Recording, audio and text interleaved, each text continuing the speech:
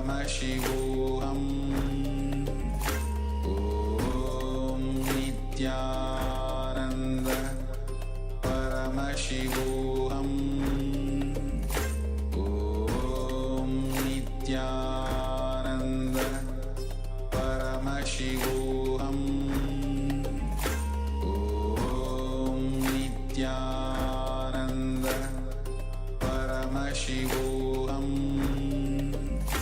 Om Nithyananda. Yes, Nithyananda, all of you. Nithyananda, everyone. And welcome all of you just after darshan and the Akashic reading from Devi herself. A lot of people have just received blessings and directly from Devi. It's always a joyous occasion, and people are just waiting for Devi to just bless. And when Devi blesses, it just manifests. So this is the right time that we start manifesting the powers. And today we are doing the power of quantum memory. So let's get ready again. We'll be manifesting the power of quantum memory to recollect large information from the intelligence behind the brain, not from the logic, not from the thinking, but the intelligence which is behind the brain, from the oneness. So we'll be projecting a page from the Science of Living Enlightenment. Just have a glance of it. Do not try to read. Do not try to see what is written. Just have a glance of it, and then we'll be manifesting the power of quantum memory. Yes. This is not manifesting based on your ability to memorize or your ability to recall. This is purely manifesting from the space of oneness, from Nirvikalpa Samadhi, the enlightened space. So simply go ahead as if you are manifesting any of the other powers. Connect to Swamiji from the space of oneness, untouched from the thoughts that arise in your inner space, and let him simply flow through you. Chant the Mahavakya. Om Nithyananda Paramashivoham Om Nithyananda Paramashivoham Om Nithyananda Paramashivoham. Yes. With this deep feeling connection with Bhagavan, we'll be projecting. Just have a glance, then we'll enter into the manifestation.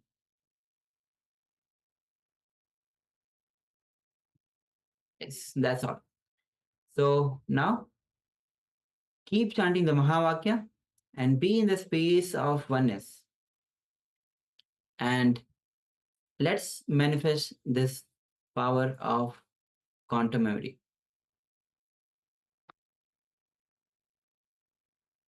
Ananda Paramashivoham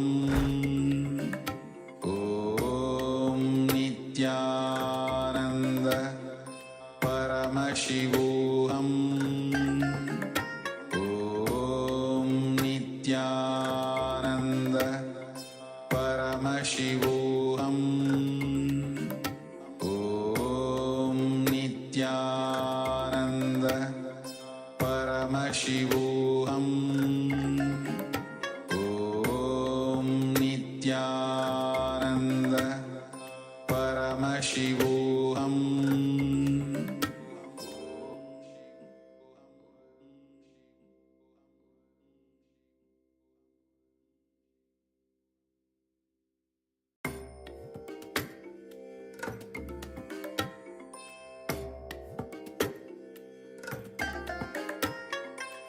I bless you all. Let you all open all your three eyes and manifest the powers of Mahasadashiva. Om Nithyananda Paramashivoham Om Nithyananda Paramashivoham Om Nithyananda Paramashivoham Om Nithyananda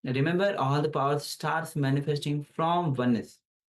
The more and more you manifest these powers, Paramashiva is alive, he is manifesting through you. And be super excited that even you can also manifest the powers. So the peak of the potential exists. The moment you start manifesting the power, you know that potential to be in oneness with Paramashiva exists. So go on manifesting the power. As so, with this, let's take a moment and share what was revealed to you through your third eye. We want to encourage all the participants to join in for the power manifestation sessions. Understand this is the time where you can just sit in oneness with Paramashiva. Just enjoy that deep feeling connection to Swamiji and see it express through the manifestation of powers. So this is really one of the beautiful times of the day. So requesting everyone to please come on camera and join us for the power manifestation. And please share whatever was revealed to you in your inner space during this round.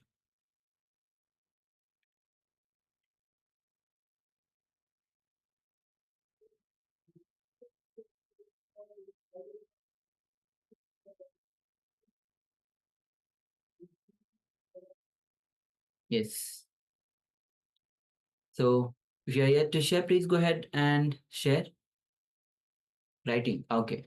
Great.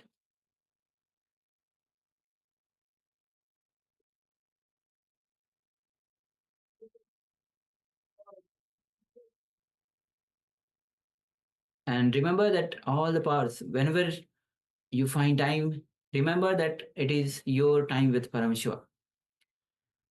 And to have that oneness, to have the super conscious breakthrough, as the first day we we came to know that the whole purpose of our life, that we have come down to planet Earth to have the super conscious breakthrough. And Swamiji himself has come down as an incarnation to give this breakthrough to all of us. And through power manifestation, this is the time when you start having this connection with Paramashiva, with Swamiji, to be in oneness with Swamiji. So go on manifesting power. The more power manifestation, the more joy. The more power manifestation, the more restful awareness. The more power manifestation, more bliss. So go on manifesting the power. And do not hesitate that whether I'm manifesting, I'm not manifesting. It is Swamiji who is manifesting through you. So be completely relaxed, at ease, and go on manifesting.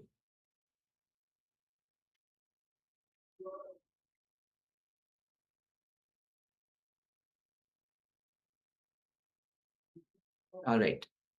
So we'll be projecting the page which we had shown before, where we had just a glance so that we can verify.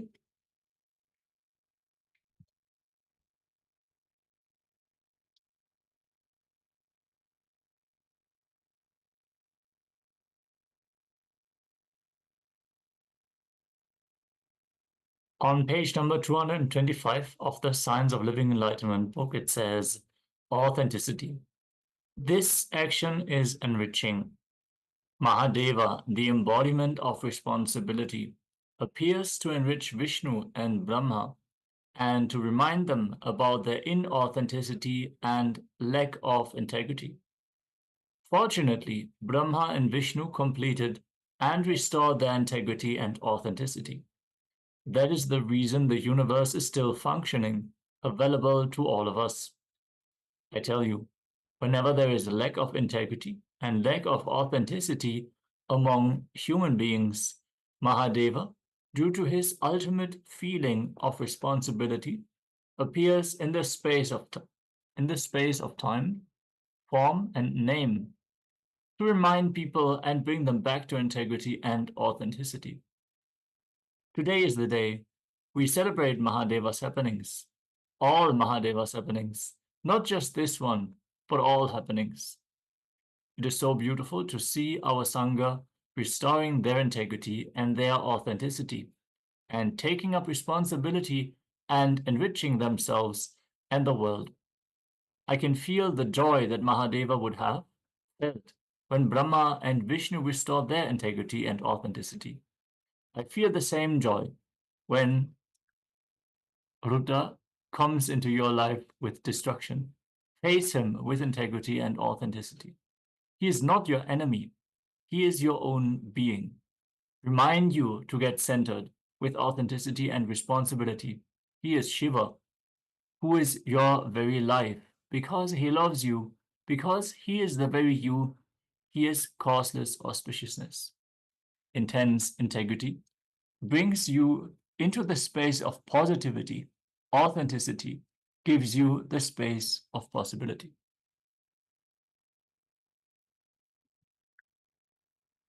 Yes. So this is the page that we had displayed to manifest the power of quantum memory. And remember this power to recollect large information from the intelligence behind the brain, not through the thinking, not through the logic. So congratulations all of you, those who have manifested and taken part in the power manifestation. We'll be now moving on to the next session, and this is going to be on the question and answer on unclutching. Swami says again and again that the more and more we unclutch, we create the space of that meditation, dhyana, to flower, so that we flower. That's why whole today's session is on dhyana spurna. So there'll be many questions that you might have on unclutching. So in this session, there will be many questions which have been asked by the participants. So have the listening and let's enter into this revelation by Swamiji. And if you still have any doubts, you can always go ahead, feel free to ask in the Zoom chat. All right, with this, let's enter into this session. Nothing wrong because it doesn't exist. Let you be very clear, it doesn't exist. When you are very clear it doesn't exist, any time when it is taken away, you won't bother. Even if you bother, it's okay, what is there? Even the bothering doesn't exist. The idea of bothering is nothing but one more connection. The bothering which came to you 9 years ago, the bothering which came to you 10 years ago, the bothering which came to you 8 years ago, and the bothering which is happening in you now, they are not connected. Why are you again connecting and seeing all of them and thinking that I am continuously bothered about money, or I am continuously bothered about developing myself, or I am continuously bothered about my happiness? See, all these things, just more and more and more words. Even your problems are not related to the deeper level. Even they are very superficial. Just with words you are struggling. The whole thing is nothing but words. It's like your whole inner space is filled with words and you are struggling for air. You are struggling even to breathe. Because your whole inner space is filled with words. And constantly you are binding. Every inch of your being is tied with a chain. If there is a small gap, you purchase one more chain and tie it. And you don't feel comfortable even with a small gap. And you say, no, let me have one more chain, please come on, let me have one more chain. And you tie it. Only when you are completely tight, you can't move this side or that side, or you can't even breathe, then you feel comfortable. Yes, now I have enough problem, let me go to some enlightened master. And you come to me to increase my business. What can I do? I always encourage people to get married so that I will have my business. See, unless you have constant problem, you won't come to me. I lose my business. So, can enlightenment solve some of the existing unsolved problems in science and mathematics? For example, nobody knows if there are infinitely many perfect numbers. This is a nice but a very serious question. Who is Satya? Very serious question. You see, first sutra of the Isavasya Upanishad answers this question. If you heard Isavasya Upanishad, you will understand the first mantra, Om Purnamada Purnamidam Purnat Purnamudachyate Purnasya Purnamadaya Purnamevavasishyate. When the whole is taken away from the whole remains as the whole. The first mantra of the first Upanishad, the Shanti mantra of the first Upanishad, gives answer to this question. I think I'll answer this question in a detailed way.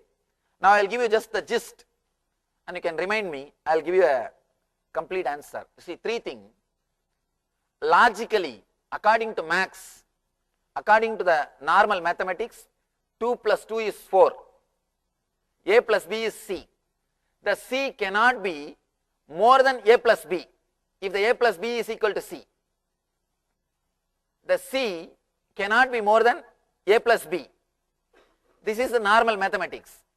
When it comes to art, when it comes to the level of art, you see, in the intellectual level, A plus B is equal to C.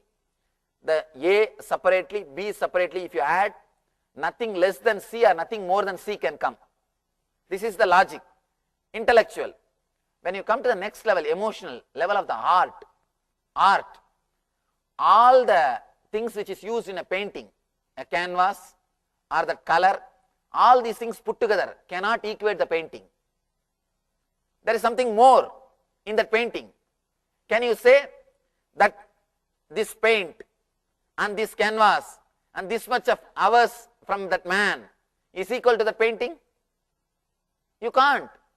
Even if you put that hours, 8 hours from that particular artist, same artist, if he puts the 8 hours in a different time, the painting will be different. You can't say, you can't create an equation when it comes to art. Over.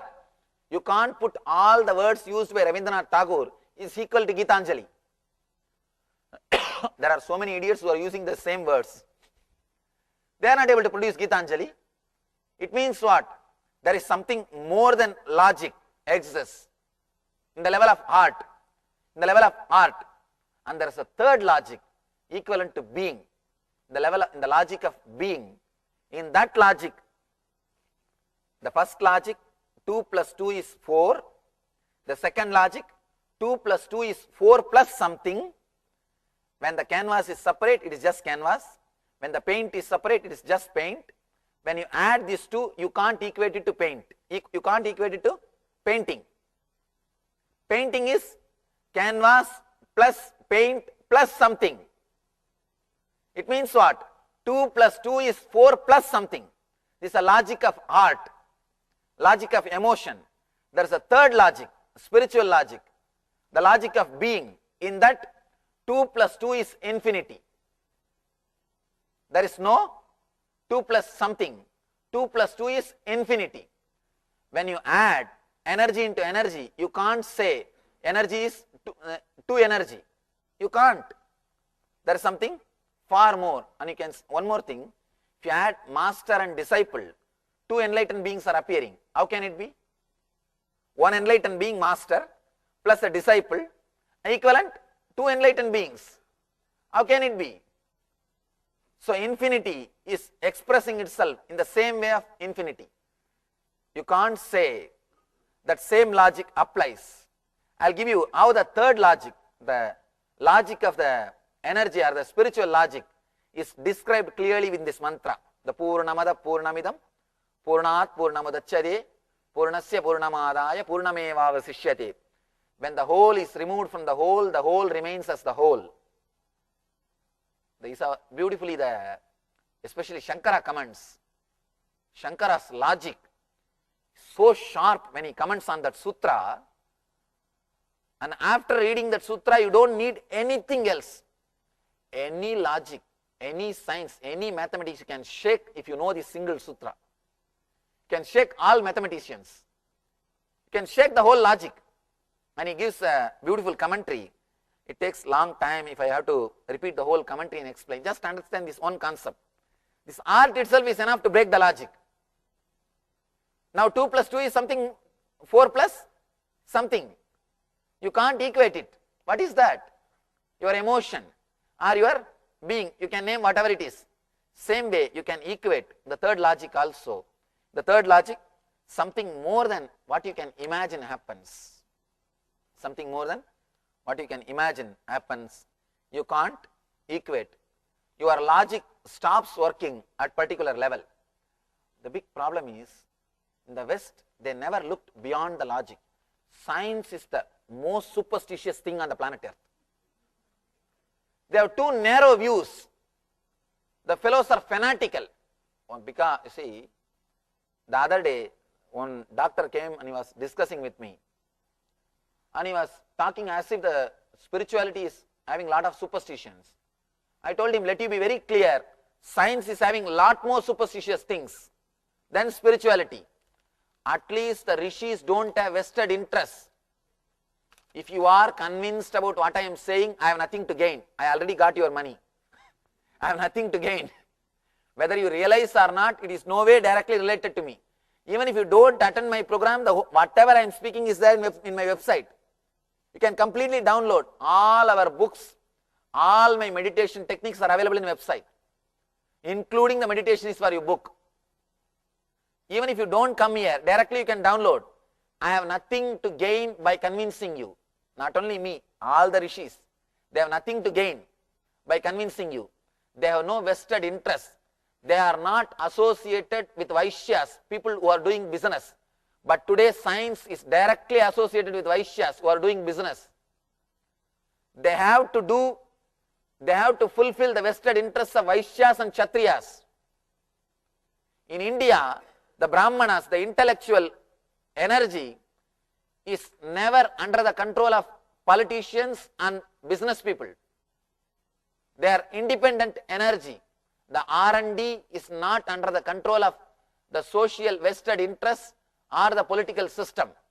But in the other fields, other society, the R&D, the intellectual department is under the influence, under the control. They have to dance to the tunes of vested interests of society.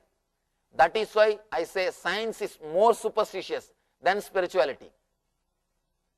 There are a lot more. If you look into the science, you will understand.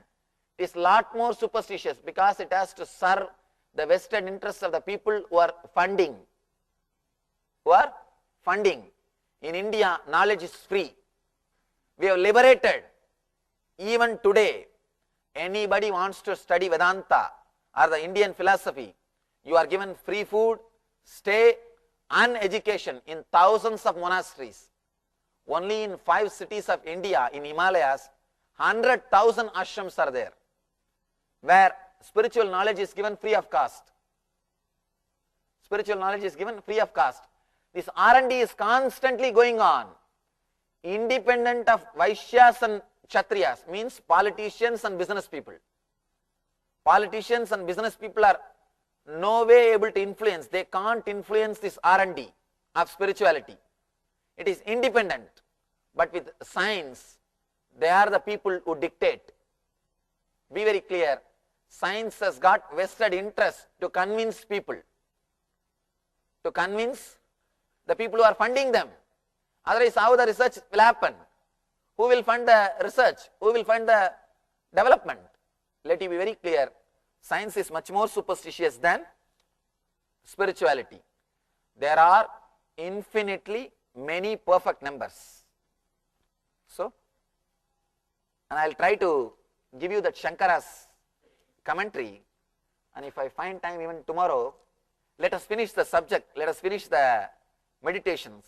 If I find time, I will repeat the commentary and give you the translation. How step by step he takes you to the logic. The infinity is there. Anything taken out of the infinity doesn't disturb the infinity. The whole remains as whole. I feel good when I hear you to talk and could relate to my lifestyle. But once I leave you and go home, my life will ask me, what did Swamiji spoke about? My wife will ask me, what did Swamiji spoke about? I can't remember anything. Is this mean I am not ready for your teachings? Be very clear, you are ready for my teachings. If you are not able to remember the words, be very clear, you digested the essence. People who are trying to remember the words, people who are taking notes, be very clear, they are only preparing to repeat, not to digest. You are in a right space, nothing wrong. You don't have to bother to repeat. Just digest and enrich yourself. That's enough. There is no need to remember and give discourse to your wife, especially. Now really, if you say all these things, your wife will never accept. She will never come to me. Let me be very clear. I have this big problem. If the wife comes and gets attached with me, husband will never come to me.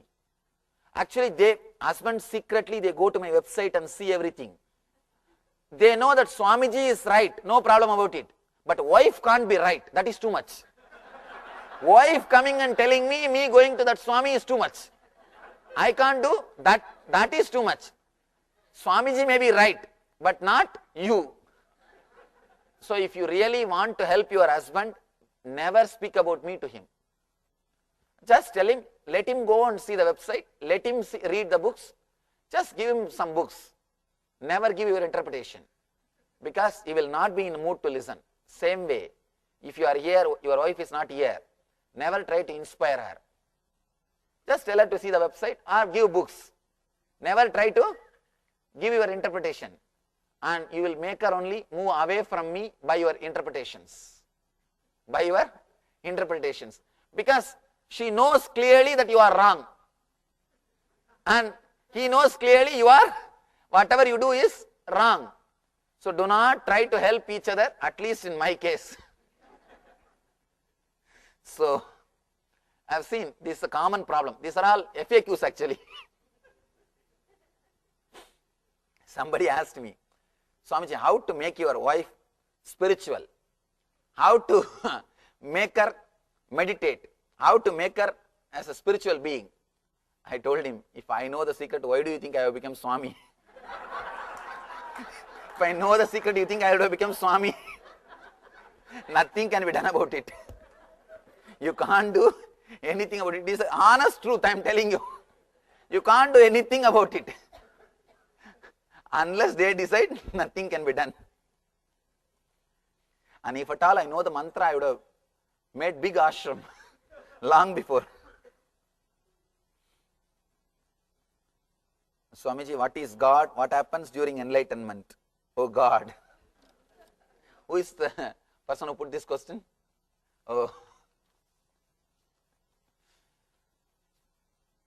Whatever I say will be a lie. Let me be very clear. Whatever I say about God will be a lie, because I will be able to give only a partial. It's too big to be discussed. You can't discuss.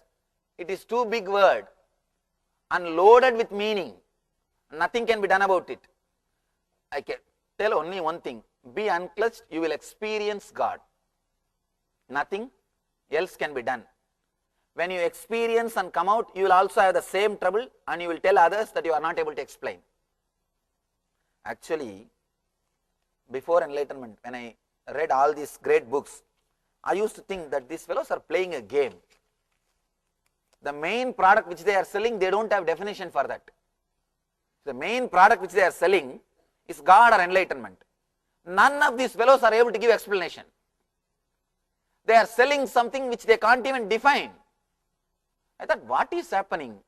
What kind of business? But after I entered into the business, I also understood. Nothing can be done about it. And you can't. You are in the same problem. I can do one thing. I can put you in the same problem. I can put you in the same space where you will have same problem. Otherwise, you can't explain.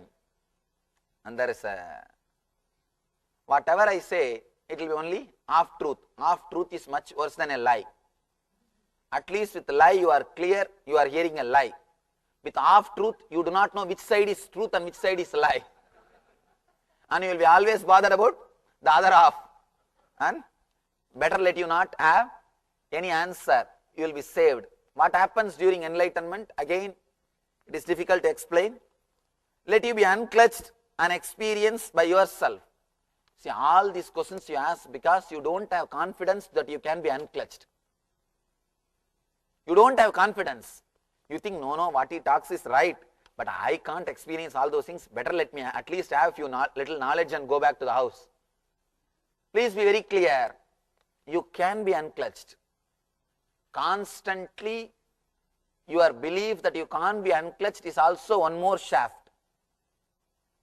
It's a one more shaft. 10 years ago you tried, you failed. 9 years ago you tried, you failed. The moment I say 10 years, the Dr. Ma is laughing. 9 years ago you tried, you failed. 8 years ago you tried, you failed. Why are you connecting all your failures and creating a shaft? Do not, that failure which happened 10 years ago, the failure which happened 9 years ago, the failure which happened 8 years ago are independent, individual incidents. Do not connect them. The moment you connect them and create a shaft, you are very clear you will be failure this time also. Why do you decide? Why do you create a shaft and try to leave? Why are you connecting it? Why are you connecting again? This morning you spoke a little bit about Patanjali and said to use pain to go to the next level. I am asking for your help. How can one use pain to get to the next level? This is a nice question. Morning itself I answered. Just see, without labeling that as a pain, just look into that space, what is happening. I have spoken about this in the same Pain to Bliss meditation. When the pain disappears, even after that, just try to continuously penetrate that same zone. Let you be aware of that zone. Then suddenly you will see you are experiencing the boundaryless energy. See, you have your identity. You have an identity about yourself. If that identity is smaller than the physical body, you start feeling that pain. If that identity is equivalent to the physical body, you will have a comfortable, relaxed feeling. If that identity explodes and expands bigger than the physical body, you will feel ecstasy. When you close your eyes and remember your name, you will have an image about yourself. You will have your form. That's what I call your identity. If that identity is smaller than the physical body, you will have pains and feeling of suffocation. You will feel suffocated. In those areas you will feel suffocated. If that identity is equivalent size of your physical body, you will be comfortable with the body. If that identity expands, then your physical body, you will have bliss. Now, put your awareness wherever you have pain and remember you are unclutched. Suddenly you will see the identity expands. Expansion of identity is what I mean, boundaryless experience. You will enter into the different space of being unclutched. When you go into it, you will understand the truth of what I am saying. One more problem, unless you go into all these things, whatever I am saying is only words, will be words and words.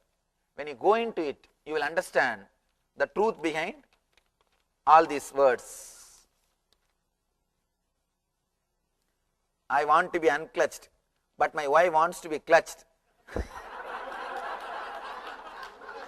How can you help me?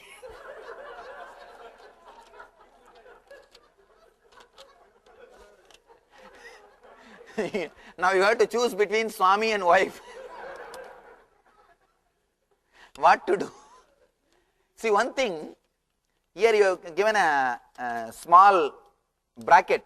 Want to enjoy with good things in life. You think being unclutched means not enjoying the good things in the life? No, that is where you are missing. Do not try to create the shaft or understanding that unclutching means something. Again you are creating one more shaft. Again you are creating one more shaft. The spiritual teaching means somehow the idea has entered into you, it is anti-life. Without even practicing, you are clear it is anti-life. It is not.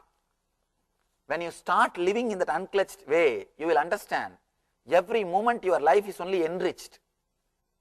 You are not giving up anything. I tell you, be unclutched. You will see you are fulfilling not only your wife's imaginations, you are just overflowing much more than that. One more thing, only when you are unclutched, you will have so much of space, you will be able to accommodate all our fantasies. You will be able to accommodate her being. You will have tremendous compassion for her. You will not feel suffocated by her. The only way to escape from wife is be unclutched. The one and only way to escape from the wife, because when you are unclutched, you will have so much of space in you. You will not feel suffocated by people. You will not feel suffocated by the expectations of somebody. You will have such a big space. Not only you will be able to fulfill, you will have tremendous compassion. You know where they are suffering. See, when you know somebody is suffering at some point, you will not have violence. Only when you don't understand where he is suffering, he or she is suffering, you will have violence. Intelligence and compassion is one and the same. When you have intelligence where that person is suffering, you won't have violence. You will be able to accommodate that person in your inner space. You will have a different quality of your life, I tell you. Only when you relax, only when you unclutch yourself, you will understand. When you are unclutched, you will not get irritated. You will not be moved. That person may get irritated. You will not get irritated. Your very energy will be totally different. If the shaft is created by our mind, an identity, what is the purpose of mind or identity? Only you have to know the purpose. How will I know? Only you will know the purpose of the mind or identity. What you think you want to achieve in the world, that is the purpose. If you want to become a doctor, doctor. If you want to become a lawyer, lawyer. If you want to do something, that is the purpose of your identity. But the problem is, it is you who is creating.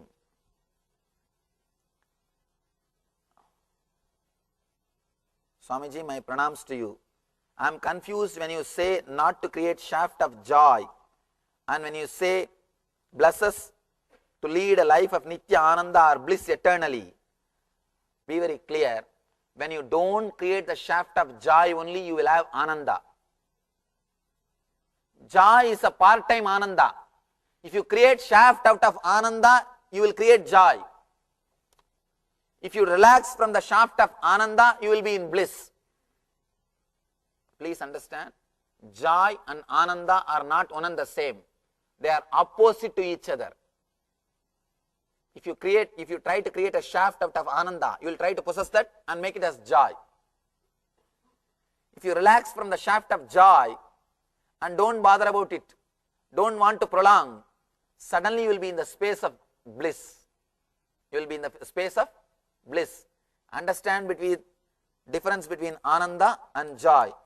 Another doubt, how do I not confuse the state of doing nothing with a sense of lack of responsibility or defeatist? Purnima, what is the last word? Defeatist attitude. See, the idea, the defeatist attitude, lack of responsibility and all, now only your mind is picking up, just to defend yourself. Even if it is lack of responsibility and defeatist, let you be unclutched for a few days. You will understand. If you are unclutched, you will not have the tamas in you. You will not have tamas in you. Mentally you will be silent, but physically you will be active and alive. When you are in the space of lack of responsibility or defeatist, mentally you will be very active, you will not be silent. Physically you will be tired. When you are unclutched, physically you will be active and alive, mentally you will be silent. There is a big difference between tamas and sattva. In both space you are silent, but totally different. When you when you relax and try to be unclutched, you will understand. You see, whenever you remember this unclutch, you are unclutched, that itself will give you such an inner healing, such big relief that you don't have to do anything. Actually, there is nothing to be done, and there is nothing can be done. You can try. Nothing can be done. When you accept, when you come to that understanding, suddenly you feel the inner healing happening in you. You are becoming a different being, different person. Only then you will understand how to be alive, active, without entering into the defeatist attitude. With the understanding, you will never be a defeatist. These are all few words which your mind creates to protect yourself from this truth. Even if it is defeatist, it's okay, let you be unclutched. Then you will understand the truth of these words. In one of your talks, you mentioned TPS. It's lowering the thoughts per second. One of the ways to break the shaft. So meditation is the main way to achieve dhyana. Who is the person? Who put this question? Be very clear. Now you are not connecting me with Buddha or Krishna. You are connecting me with your identity which you have about me in the past. You heard the teachings. Have you become enlightened? No. Now you are connecting that with this so that you can dump the both in the same dustbin. Do not create. Now come to this moment. Either get help from these words or at least understand you are not being helped. Let us be very clear. Either you are helped or not helped. Let us not connect with this. Let us not connect these teachings, these words with some of my past teachings and put the both in same file and put it in one corner of your mind so that you can outlive me.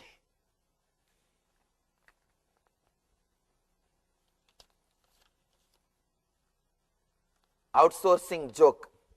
An American outsourced his job to an Indian IT by paying 30% of his salary and instructed his outsourced employee to do new mistakes so he can preserve his job. Who is the person? Yes. Anyhow, new mistakes so that he can preserve his job. When a person feels that they are not their body and can thank their body for letting them use it, what is this when you thank your body for transporting you? Really you will feel grateful to the body and you will feel completely comfortable with your body. Who wrote this question? This question? First intelligent question. In this whole series, first intelligent question. I think you really understood. You have done the first session. If you really do the first session, you will come to this experience. You will feel completely comfortable and grateful to the body. If you have not felt the gratitude towards the body, you have not done the first session. Be very clear. Still you carry the irritation in you. When you feel so blissful in the body, inside the body, you will feel so happy, so homely with this whole system, you won't feel lonely at all in your life. Constantly you will be feeling homely. You won't feel lonely. Feeling of loneliness or feeling of need for the other person will have, you will have that feeling for the need, you will feel the need for the other person only when you are not comfortable with your body. If you are completely comfortable with your body, you will never feel the need for the other person. Even if you have to share yourself with the other person, you will be overflowing. You will not be demanding. You will not be begging. You will be just overflowing. If you are feeling the need for the other person, be very clear, you are not comfortable with your body. You are not ease with your body. If we could attain enlightenment through, I am not able to understand, read, through Krishna or Jesus, etc., why do we need a living master? Thank you. Who is the person who put the question? If you can achieve enlightenment through Krishna or Jesus, you don't need living master. The big problem, even with a living master, you are not able to achieve. What are you going to do with the masters who don't have the body? People come and ask me, Swamiji, can you teach me how to connect with the ascending masters or how to talk to the great masters and get their teachings? I tell them, Directly I am speaking in the language which you understand. That itself is not helping you. How are you going to be helped with somebody who is not going to speak in the same language in which you are able to understand? So be very clear. If you can achieve enlightenment with Krishna or Mahavir or Jesus, you don't need enlightened living master. But usually this never happens. How would you approach Christian person to accept meditation? I don't approach anybody to accept meditation. It is up to them. It is telling my family about my practicing meditation. How do I tell them without hurting their feelings? Only you have to design. I don't know. I have not yet created any mechanism for it. Maybe you can slowly show the transformation which you are having in your life. Maybe by seeing the transformation which you are having, which you are expressing in your life, they will be inspired. The only way is to show in your life to inspire them. Otherwise, put your foot down and be very clear, that's all. What is there? That is the only way. If meditation is not the channel to spiritual enlightenment, then why should we meditate? What exactly are we supposed to do? Meditation is channel for enlightenment. I don't say meditation is not the channel, but when I say the word meditation, being unclutched, not getting caught with one more shaft. If the meditation creates one more shaft, be very clear, you will not be getting enlightenment. If we are not the bodies, how do we feel the pain of the body and fear of losing the body? And if karma theory is not right, how do we transmigrate? Two things. I don't say you are not the body. You are not the body should become experience in you, not the theory given to you. The second thing, whether karma theory is not right. If the karma theory is not right, again, I don't say karma theory is not right. It is not complete. It can't answer all the logical questions.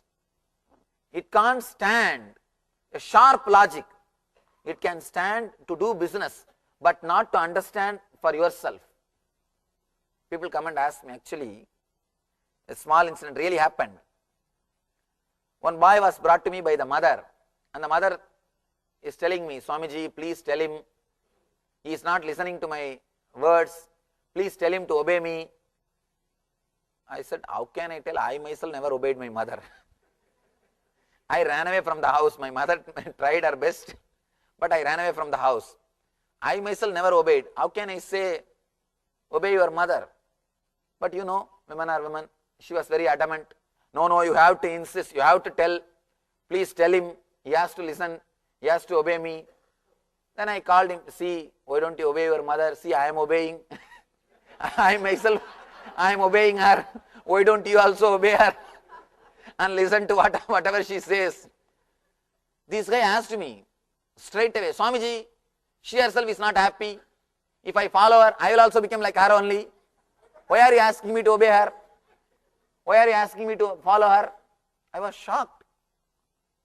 Somehow I convinced him, but I am not convinced. Same way, I can use karma theory to convince somebody, but I am not convinced. Karma theory is a beautiful way to give healing. See, at some point, human beings need some consolation, some healing, some effect. For that, beautiful. For society, karma theory is really beautiful. It can give a healing effect. It can give a big comfort feeling, but not for the seekers. Not for the seekers. The beautiful word in Kathopanishad. It's like walking on the razor's edge. Shurasya dara vishitani kecha. It is not for the people who are the seekers of truth. At least not for the people who have come up to the level of Dhyana Spurana. For a society, it's a good idea. You can see there's an interview in the India Post. I accepted the karma theory and spoke about that in India Post.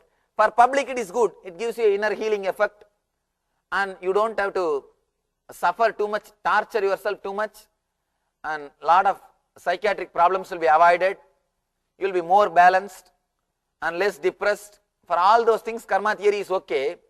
But ultimately, when you start seeing the truth, that doesn't hold good.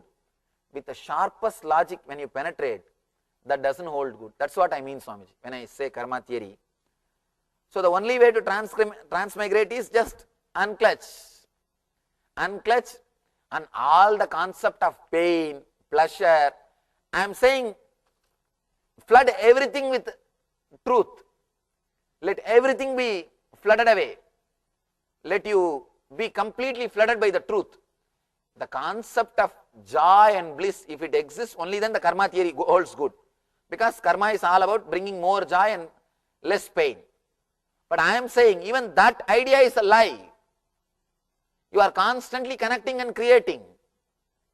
So when even that idea is a lie, you will not be driven towards joy, or you will not be driven away from pain. Those concepts will start losing meaning for you. You will start living in a different space. So, did not Krishna and Buddha advocate the theory of karma? They might be giving interview to like India Post. You understand? They would have been giving interview to that time India Post. So that is the reason they would have advocated.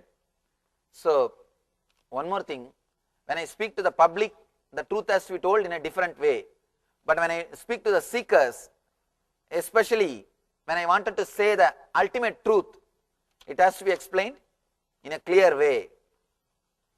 It's just the levels of understanding. I am not against the first level, but when I have to say the ultimate truth, I have to completely pull down the whole structure. Only then you will be awakened to hear the truth. Then the truth can be given to you. If it is so, can laziness be root cause of bringing 6 doshas in life? Kama, Krodha, and oh God. Who is Madhusudan? See, laziness is one more shaft. The lazy feeling which you felt 9 years ago, the lazy feeling which you felt 8 years ago, the lazy feeling which you felt yesterday, they are complete independent happenings. Why do you want to connect and decide you are lazy or you are not lazy? Both ideas are lies. Then you will have one more idea. I have kama, I have krodha, I don't have kama, I don't have krodha. All these things again and again creating more and more shafts, more and more connections. These 2 days I will see that you experience that shaftless zone. So I am not going to let your attention move to anything else. Again and again and again. See, I can't put a straight tape recorder. Be unclutched and be unclutched. Instead of putting a tape recorder, I am going to do that work. Let it be very clear, by your very nature, you are unconnected, illogical, independent, unclutched thoughts. Swamiji, is enlightenment a neurobiological phenomena? If yes, is there any rearrangement of physical structure of the body? God, nice question. Who is the questioner? Oh,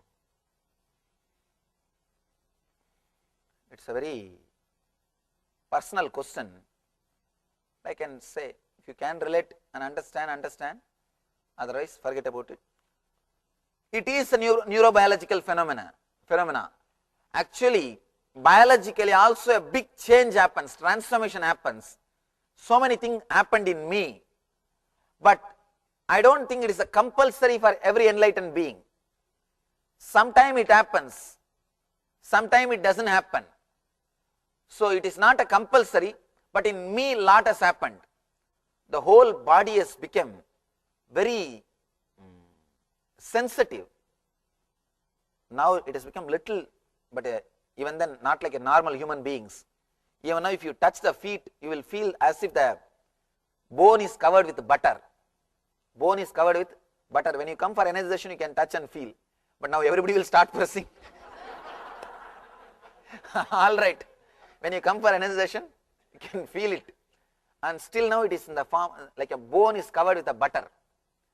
And 1 year ago, even if you put your thumb, you can see the impression. It used to be so soft. Now it has become little hard because I started walking without chappal. Just to make it little hard, I started walking without chappal inside the ashram. Now it has become little hard. Even then it is not like a normal human beings. Lot happened in the body. 9 months I was not able to speak. From January to November, I was completely dumb. Sometimes now also that is different. I was not able to speak.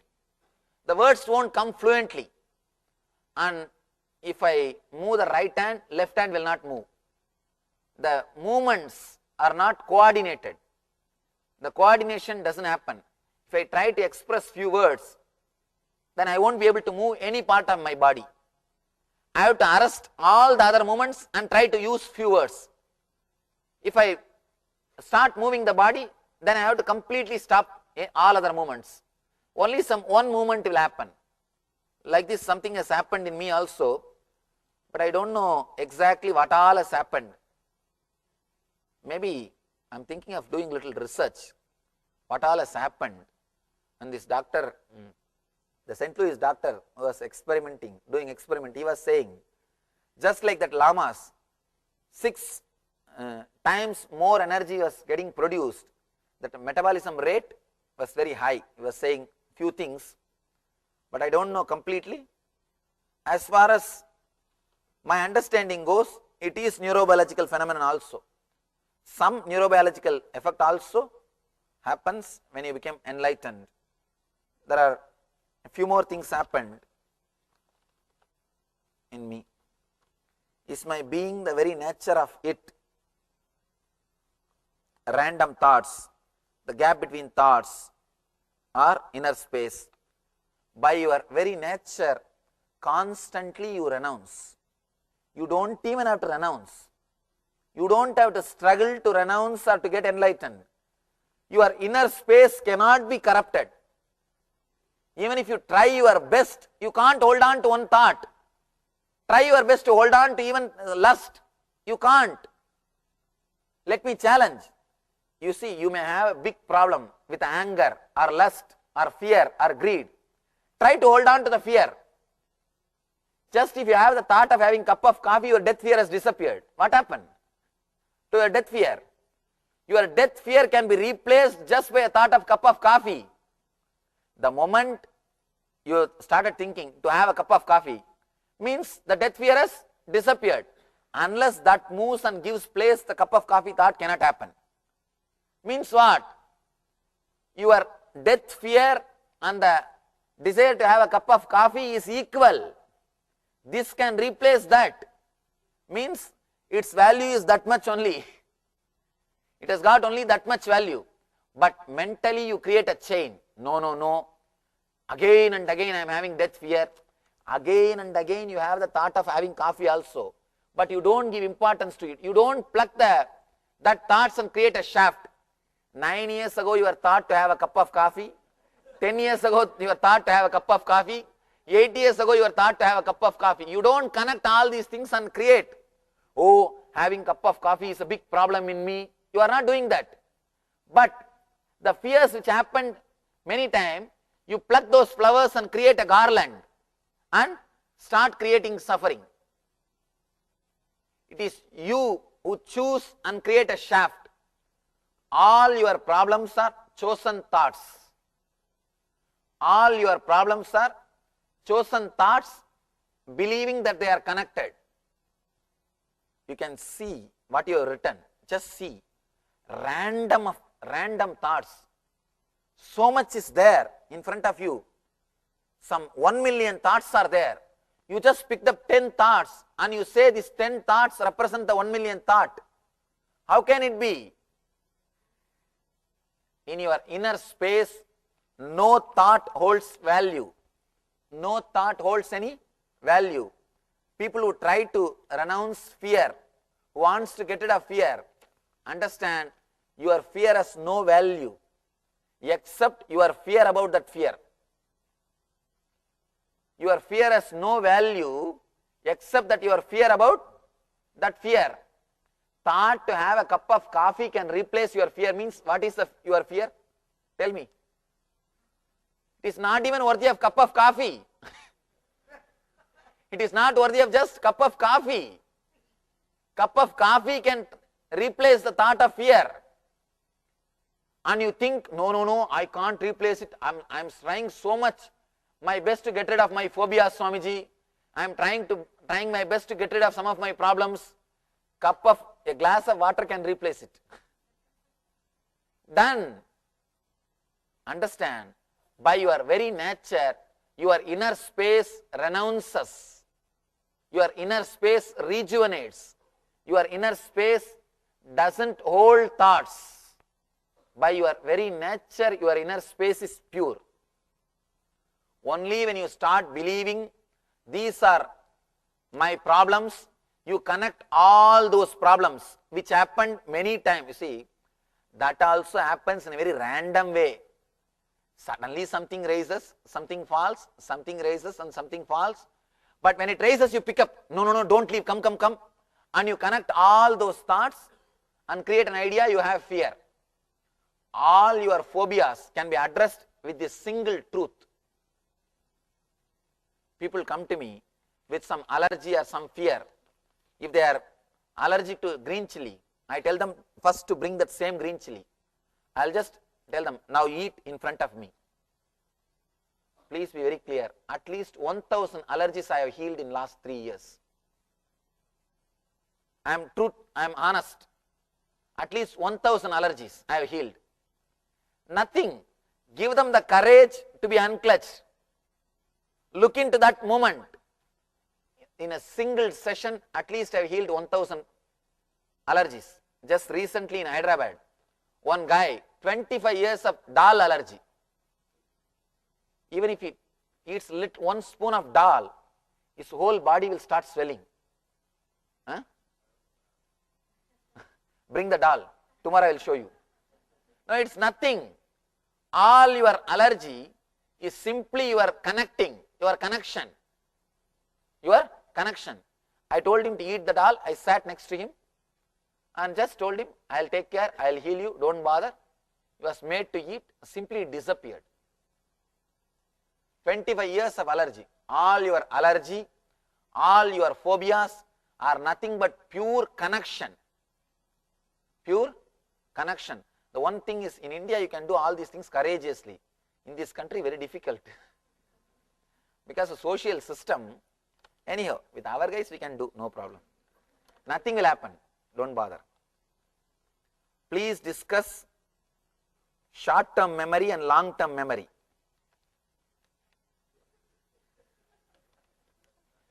BULLSHIT, COWSHIT, that's all. The difference between these two is what I call long-term memory and short-term memory. Taking notes is not good as you say, what? I am not able to read. Who is the questioner? Alright, I will at least read the other words. And writing will improve input, and so I thought very memory interested in subject, can't remember all your statements, oh God. Anyhow, when I read this question, I remember a small statement. Oh, Swamiji, your handwriting. No, your handwriting I am able to read. I know your handwriting by now. Your handwriting. Right. All right. When I read this, I remember a small story. There was advertisement in the newspaper. We want a manager who knows how to read and write French. One guy applied. He said, I can write but I can't read. The manager was shocked and he asked that guy, please come for interview. When he came, he said, please write. He started writing. Manager said, please now read. I am not able to read what you have written. The guy said, I told you I can only write, I can't read. I can only write, I can't read. So I I think this is the same thing.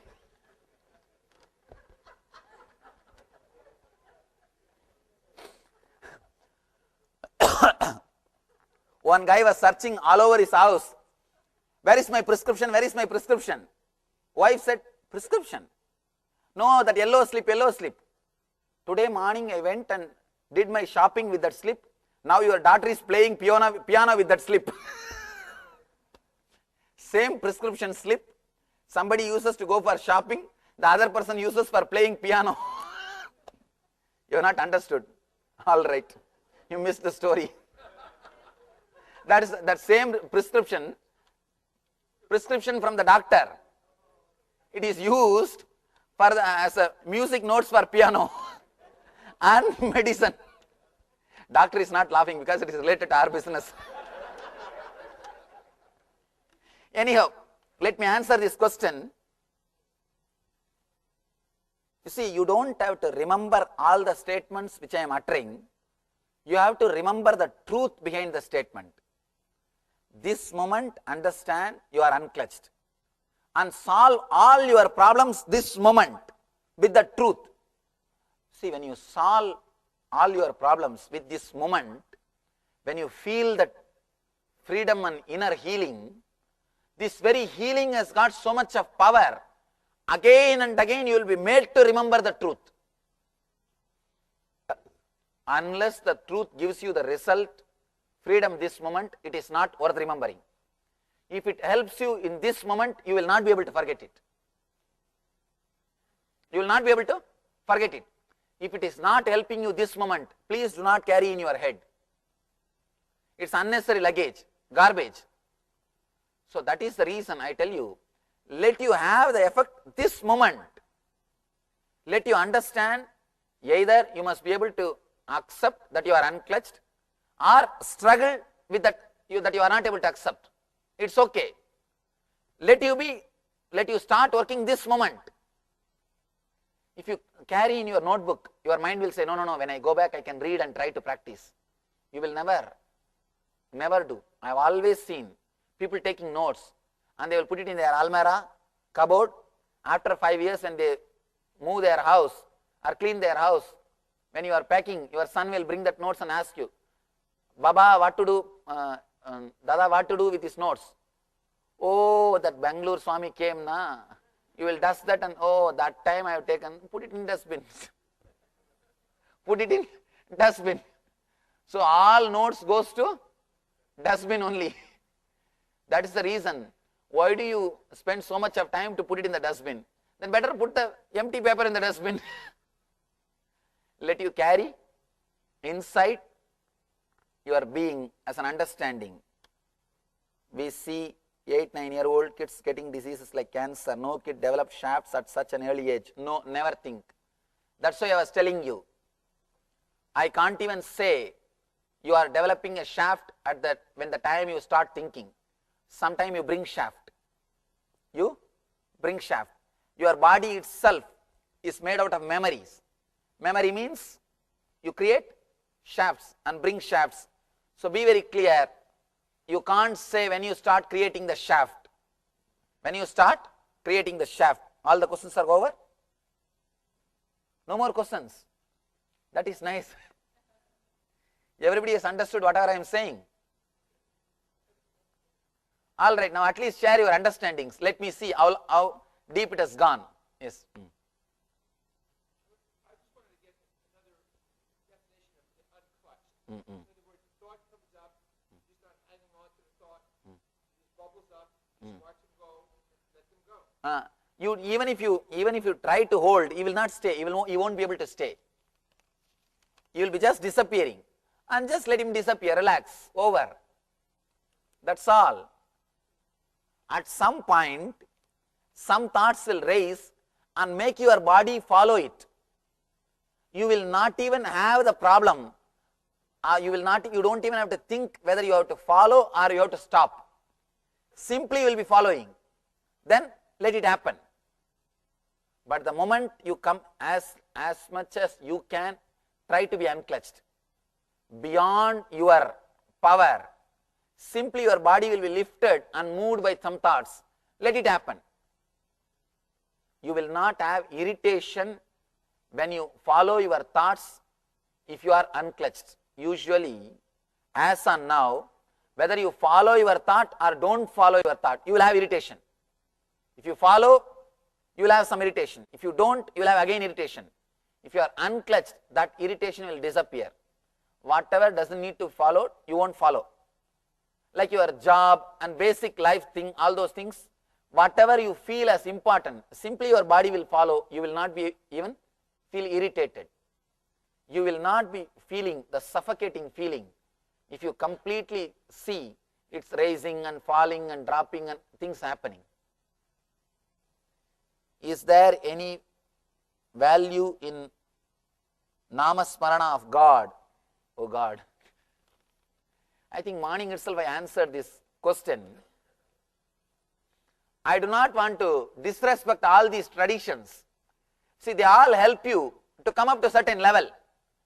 But if you ask from the level in which I am talking about unclutching, it is not going to help you. The Namasmarana is not going to help you. Let you be very clear. Remember that you are unclutched, that will help you. Not any other. See, Namasmarana, what are you trying to do?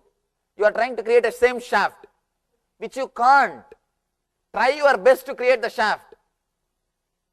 Try your best. Anybody who says, I am successful, 24 hours I am able to do the Namasmarana?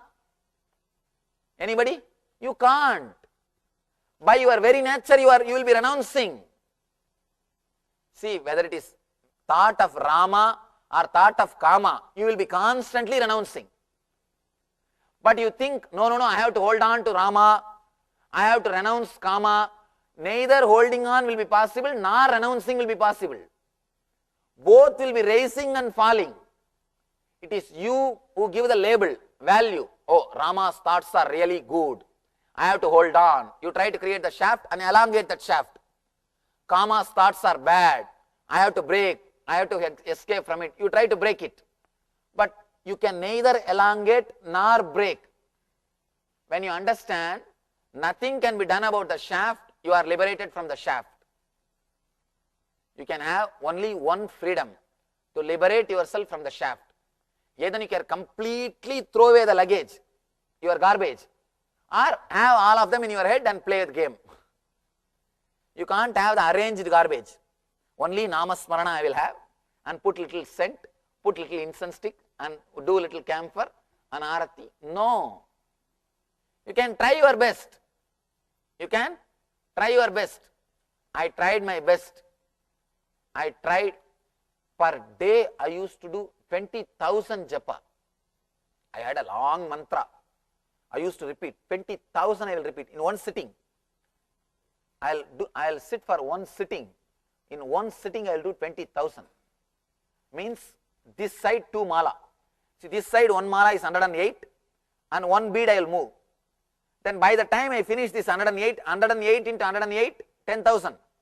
This side 2 mala I will finish with the left hand. So much of Nama Japa I did.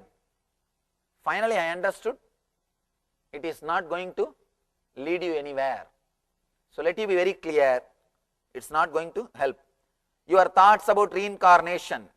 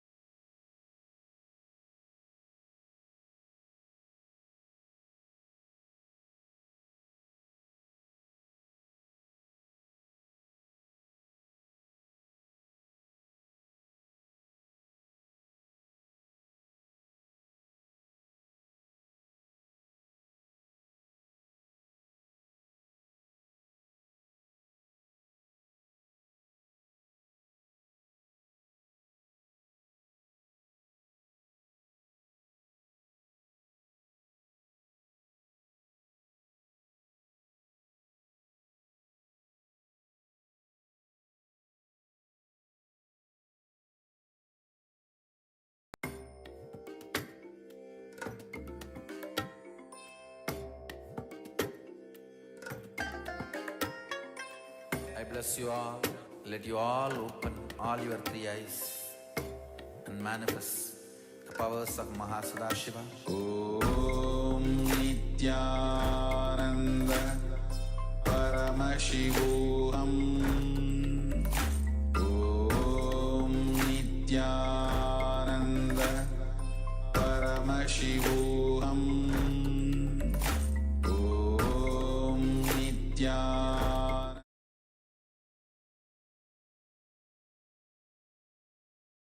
Yes, Nityananda, all of you. A lot of questions and answers that have been that Sanjay received through the participants. I hope all of you have had whatever questions that you had on unclutching was answered, because this was a powerful session.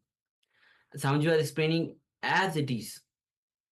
All right. So with this, we have come to the conclusion of day 6 of Paramashivoham, level 1. And tomorrow we'll be starting again. The day will be starting with the yoga. So do not miss the yoga. Yoga is, as Sanya says, detox, go do yoga every day.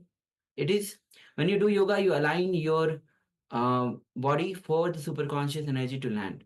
So start with the yoga, don't miss the yoga. And tomorrow we'll be having another exciting sessions. Yes, if you would like to share your experience, you can maybe record a video in your native language and just share the experiences that you had during the day of Paramashivoham, during the yoga, the power manifestations, any powerful cognitions that you received during these sessions. This is the best way that you can enrich others by sharing your experiences that you had. All right. So with this, we'll be finishing with the Pur mantra. So let's bring our hands to Namaskar mantra. Om Purnamadah Purnamidam Purnat Purnamudachyate Purnasya Purnamadaya Purnamevavashishyate. Om Shanti Shanti Shanti. Hari Om Tat Sat. Sarvam Bhagavat Shri Nithyananda Paramashiva Padakarpanamastu. Om Nithyanandam. Thank you. Thank you, everyone. Nithyanandam.